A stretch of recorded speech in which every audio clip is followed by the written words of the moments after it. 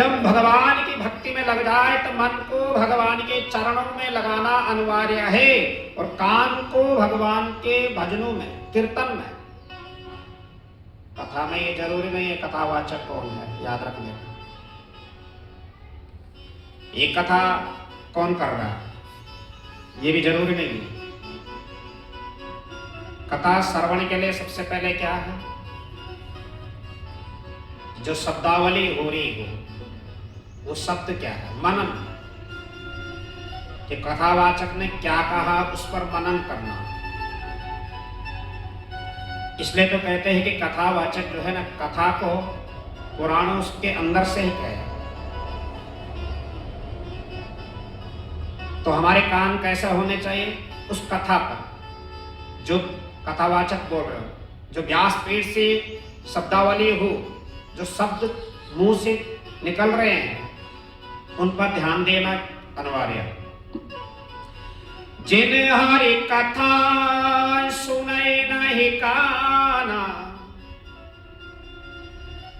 और जिन कानों से, जिन कानों से व्यक्ति ने भगवान की कथा ना सुनी हो, वो कान नहीं है, वो बेकार है। ये कान ये नहीं है कि गाना श्रवण किया, कान है तो भगवान के सुमरन के लिए।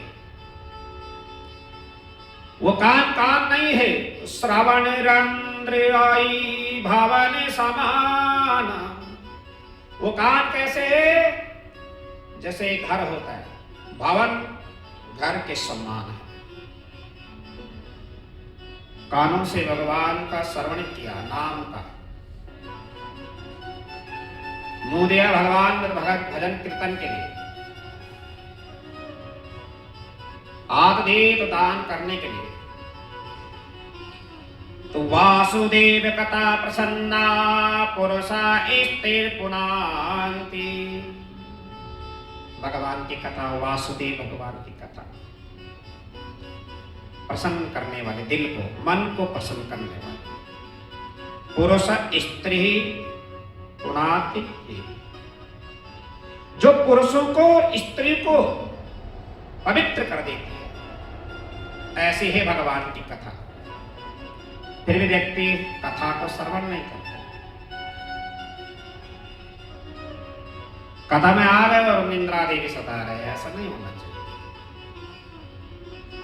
कोई क्या करते क्या बोलो, पैर लंबे करके जो है पंडाल की तरफ, भगवान की तरफ लंबा कर देता है।